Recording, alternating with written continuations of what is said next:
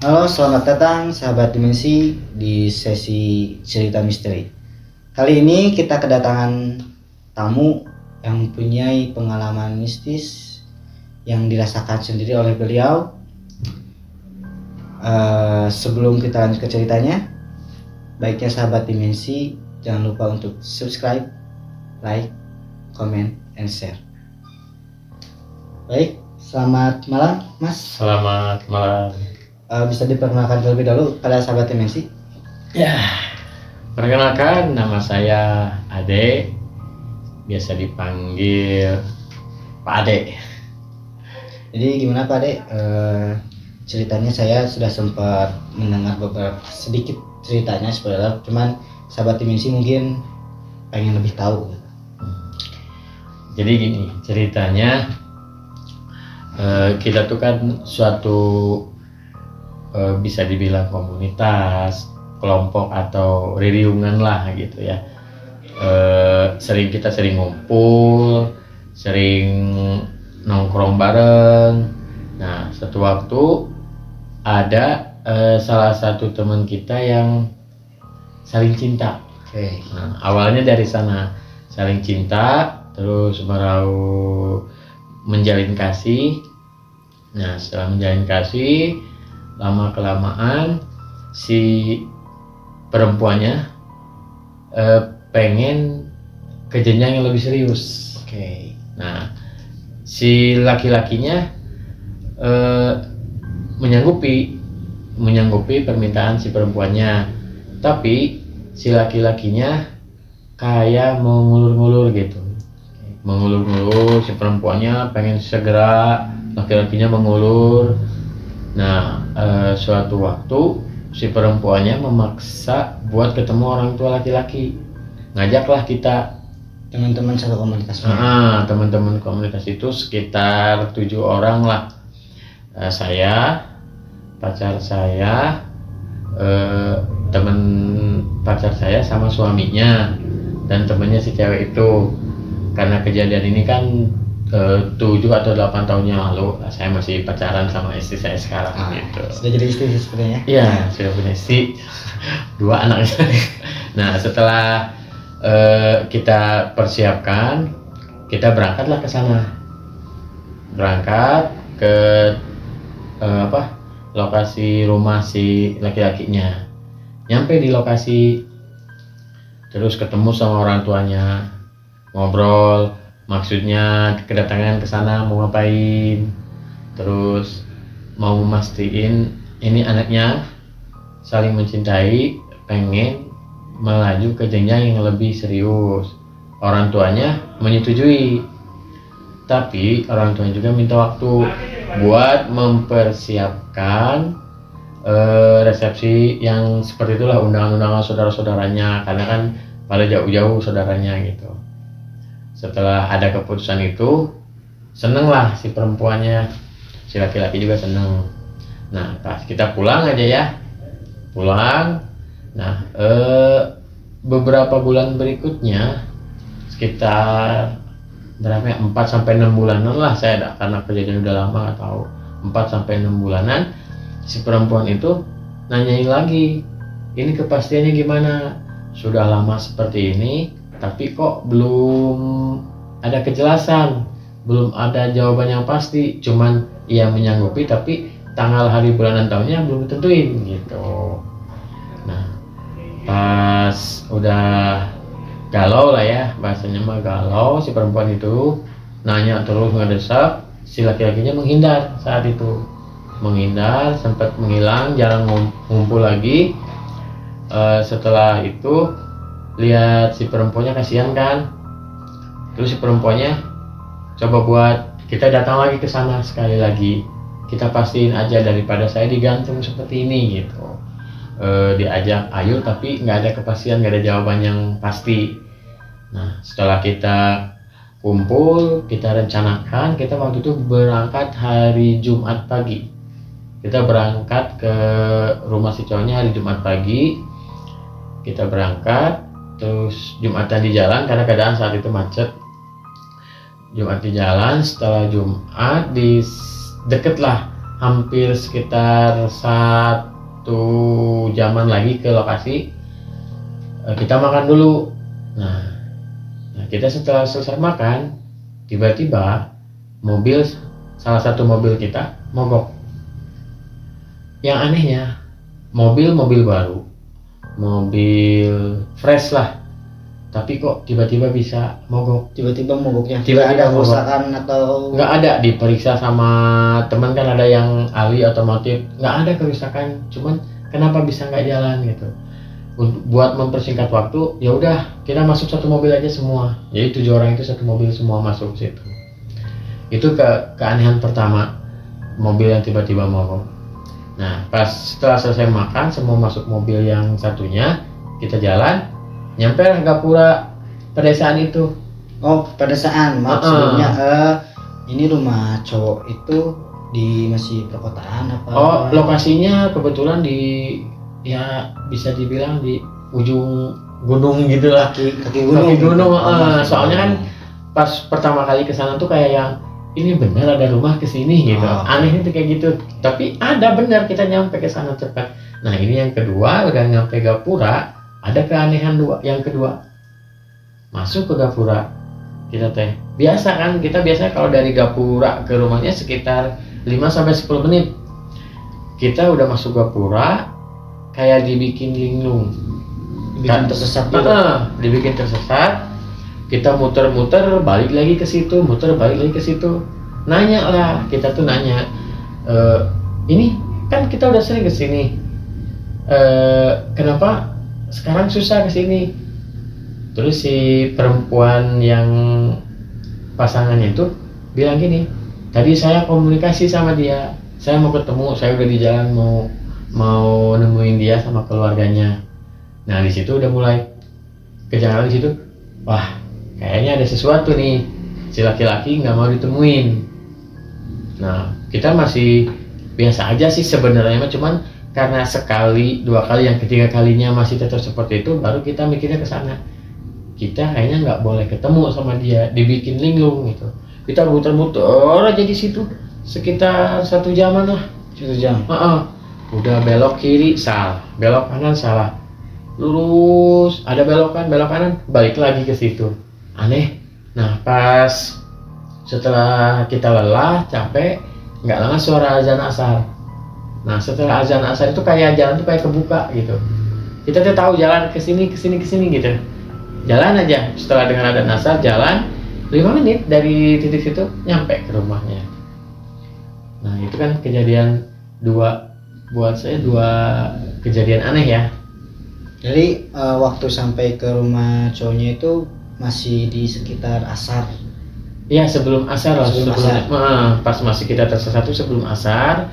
Nah, pas kita udah kecapean, kedengaran azan asar, barulah jalan tuh kayak kebuka. Kita nyampe 5 menit dari situ nyampe ke rumahnya. Oke, luar biasa di situ. Nah, setelah nyampe ke rumahnya, yang lain masuk, saya masuk tempat sholat dulu. Nah, setelah beres sholat, kita masuk, ada keanehan ketiga.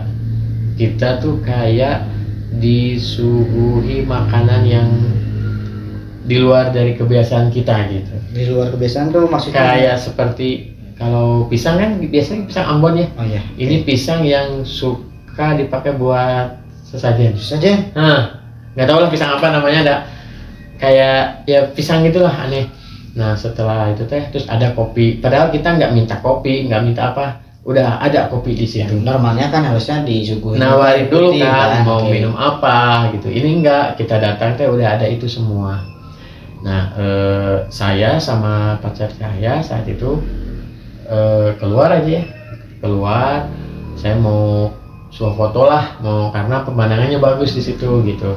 Saya naik ke atas jalan kaki, terus foto-foto aja biasa gitu, nggak ada masalah, nggak ada gimana. Tiba-tiba ada suara jeritan dari rumah itu, wah gitu, jerit sejerit-jeritnya lah, sampai kita kaget kan di atas, ada apa ini gitu.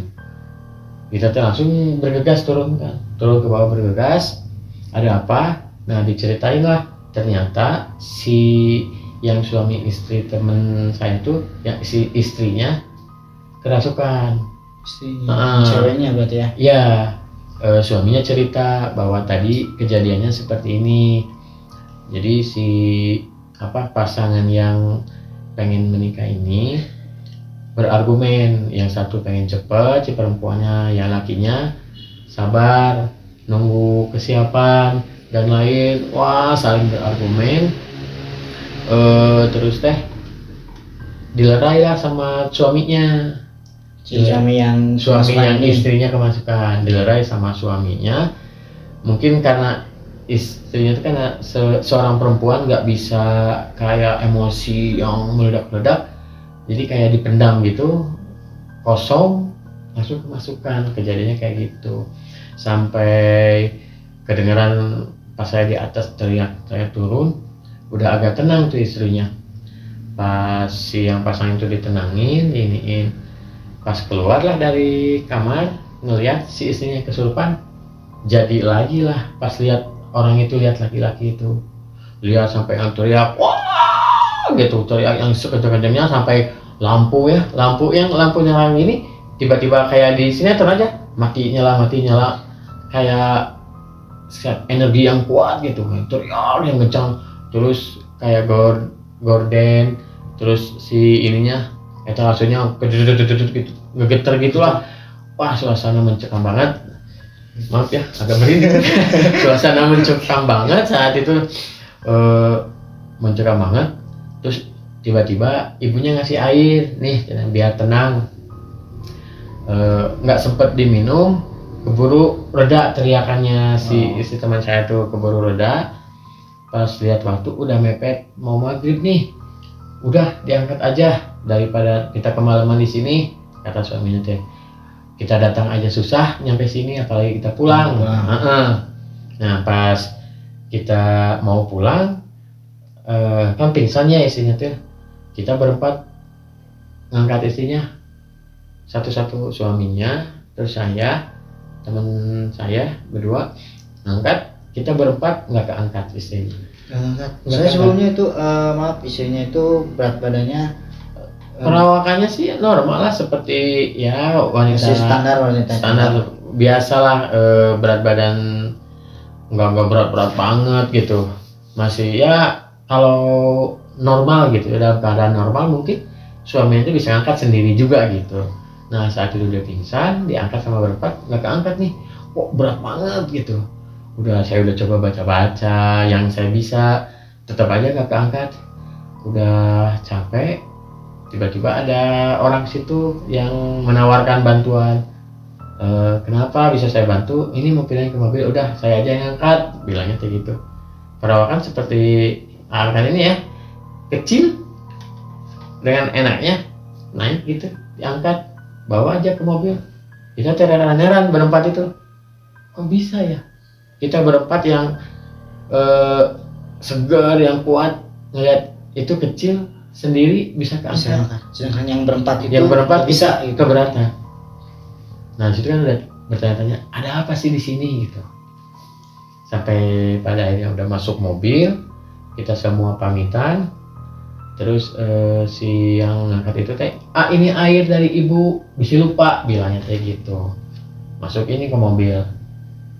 Katanya ibu biar tenang, si tetehnya, kata si ayah ngangkat itu. Oh iya, ya. Kita bawa, kita pulang lah. Nah, pas pulang di perjalanan, tiba-tiba ada pohon yang udah melintang di tengah jalan, sama seperti halnya pas kita berangkat ya. Kita muter nggak nemu jalan keluar. Di desa itu. Kita udah panik, udah takut. Tiba-tiba yang tadi ngangkat datang bawa motor. Kenapa? Ini kita nggak bisa keluar. Oh udah, ikutin saya aja. Akhirnya kita ngikutin dia. Pas keluar dari gapura, pas azan maghrib, udahlah kita nanti istirahat di tempat makan yang tadi. Sekalian lihat mobil awalnya tuh gitu. Keluar gapura, terus masuk ke tempat makan. Saya ke belakang dulu, kayak dulu. Nah, si yang pakai mobil yang pertama nyobain starter, nyala. Tadi waktu mau ke rumah cowoknya itu gak nyala sama Nggak sekali. sama sekali, padahal nggak dimandiin, nggak diapa, cuman diperiksa juga nggak ada kerusakan, nggak ada apa-apa, nyala.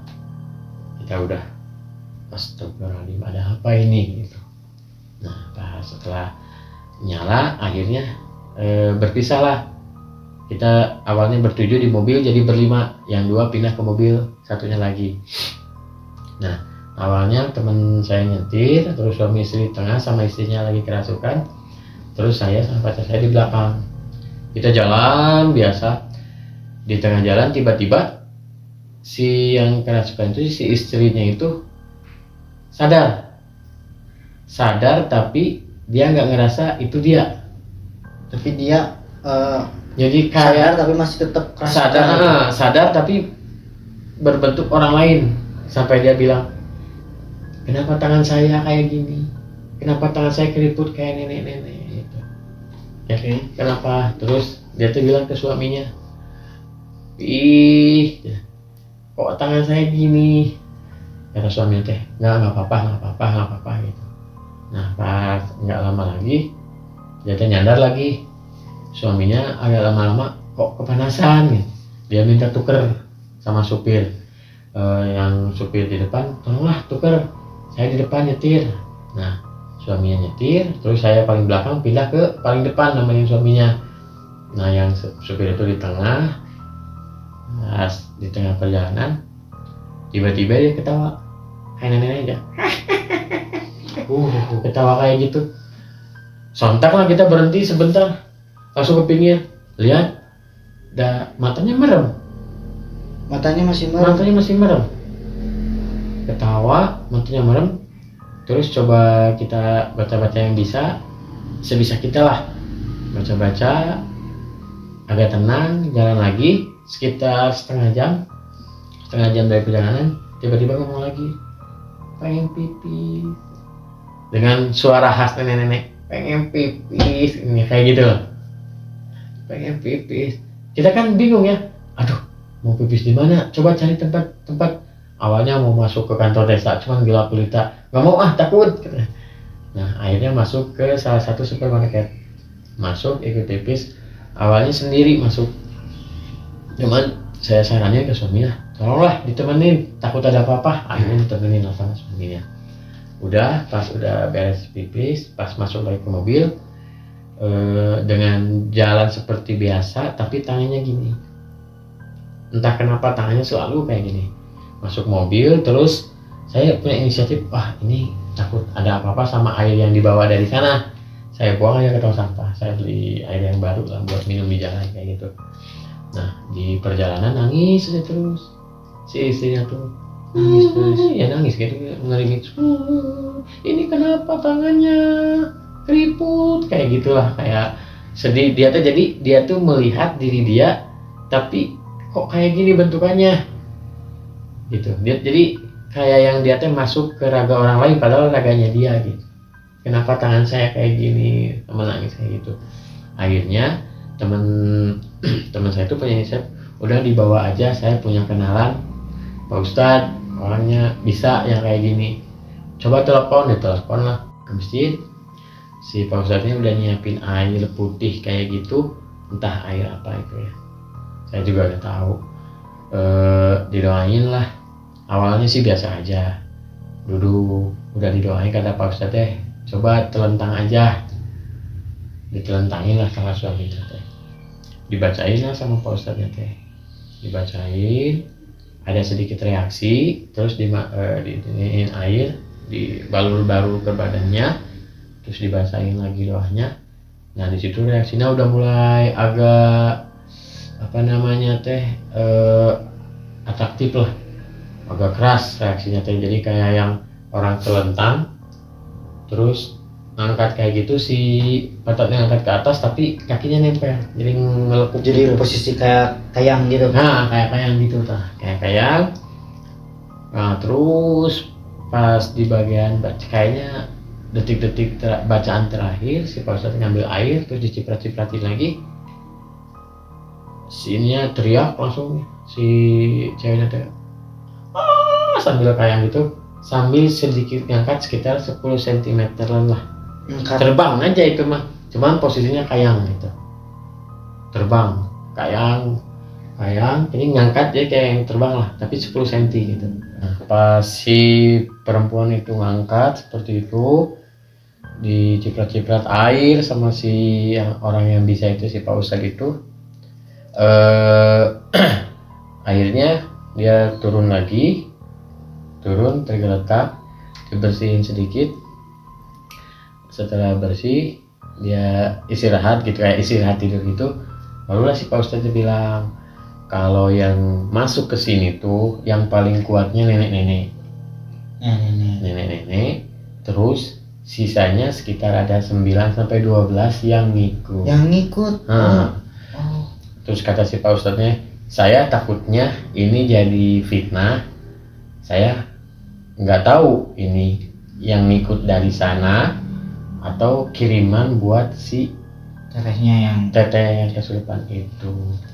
Jadi ya mungkin Pak Ustadz juga nggak mau menimbulkan fitnah mungkin ya, cuman dia tahu, cuman dia nggak mau ngungkapin siapa, takutnya salah jadi fitnah kan. Makanya bilangnya seperti itu. Jadi yang paling utamanya, yang kuatnya si nenek-nenek, yang sisanya yang ngikut entah kiriman entah bawaan dari sana, kayak gitu. Jadi saking kuatnya si nenek-nenek itu sampai sempet pas awal ketemu Pak Ustadz itu bilang, saya mau pulang dianterin gitu. Kata Pak Ustadz ngapain dianterin, udah pulang sendiri kesini aja, nggak diajak-ajak kan, kata si Pak Ustadz itu.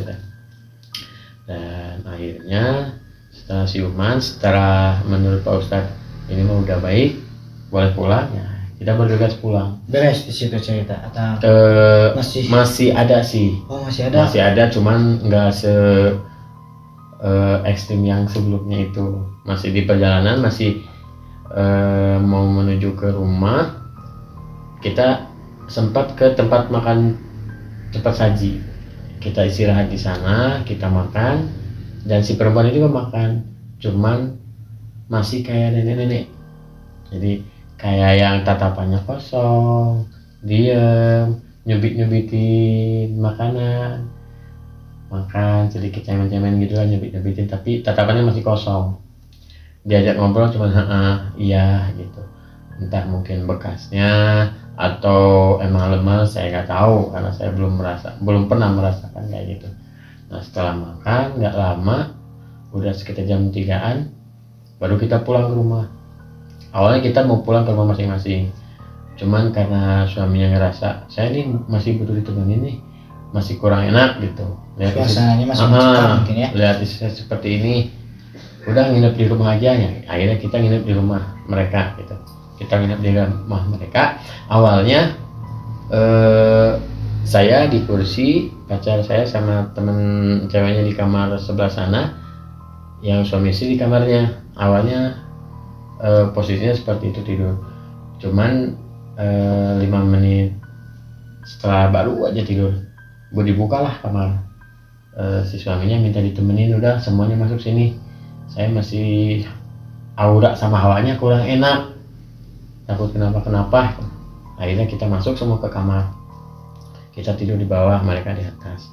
Nah para suaminya tidur saling menggungin ya, karena mungkin capek. Nah si suaminya ke arah sana, si istrinya ke arah kita, ke arah bawah. Pas kita lagi tidur, kayak ada suara gitu, kayak ngedem, nenek-nenek ngedem gimana sih gitu, kayak gitu. Nah saya tuh coba melek matanya, dia lagi natap tajam ke kita, ke yang di bawah, ke saya, teman cewek yang duanya. Kaget tuh situ, langsung saya tepak bangun, lihat gitu. Pas lihat lihatnya masih gitu kayak belotot gitu, ngeliatin gitu ya, melotot kayak gitu. Kaget, tepak lah sama teteh saya, bu ya, oh sadar, ternyata si ibu itu sadar, mungkin lagi ngelamun. Bu jangan ngelamun, tidur. Akhirnya nggak lama dia tidur, terus kita juga tidur sekitar setengah jam lah, setengah jam azan subuh. Saya bangun, saya keluar, misah dulu, sholat dulu ya, misah dari mereka di kamar. Nah setelah sholat saya diam aja di kursi sampai mikirin percaya nggak percaya ini kejadian depan mata gitu. Lihat seperti ternyata sinetron juga kayak gini ya, real life juga sama gitu kayak gini, teriakan terus lampu gini-gini sampai nggak habis pikir di situ bisa gitu kayak gini, saya ngelihat kayak gini. Nah setelah saya merenung, paginya kita pamitan pulang, kita aktivitas biasa masing-masing. Sorenya suaminya nelfon lagi, yuk nongkrong lagi, kita kumpul lagi. Entah mungkin suaminya masih ya pengen ditemenin gitu, kondisi istrinya masih belum stabil, masih tetap kayak lemas kayak gitu. Nah kita kumpul, kita janjian di rumahnya, saya bawa keponakan saya. Pas kita masuk ke pagarnya, turun ke keponakan saya dari motor, loncat, terus bilang ke saya, om Apa? itu di atas siapa? Enggak ada siapa-siapa, ada tadi nenek-nenek. Langsung kita lihat-lihatan gini kan, nenek-nenek gitu. Mana nggak ada tuh, loncat pohon cina. Udah kamu mah kita orang dewasa yang pura-pura nggak lihat aja atau pura-pura tahu, karena emang kita nggak tahu ya, yang tahu kan cuma anak kecil. Kita anggap anak kecil halusinasi lah gitu, biar kita bisa enjoy. Udah loncat pohon kata ponakan saya tuh. Udahlah kita ngobrol aja, kita biasa ngobrol biasa seperti itu. Belum kondisinya kan belum bisa diajak ngobrol yang bercanda gitu, masih masih tatapan kosong sedikit. Kalau diajak ngobrol masih nyambung. Udah mulai nyambung, cuman tatapannya masih bukan dia gitu, masih kayak ya gitulah, kayak bisa dibilang kayak ada sedikit mata nenek-nenek kayak gitu. Masih ada gitu. Tapi sampai sekarang istri teman akang itu lebih baik apa masih? Itu teh lihat fresh mukanya, lihat kondisinya seminggu lah, baru kelihatan udah kayak ya biasa gitu. Ya lepas ya. Kayak lepas kayak gitu ceritanya. Jadi sahabat dimensi, dimanapun kita berada, apalagi di daerah yang masih di pegunungan, itu harus masih kental suasana dimensi lainnya.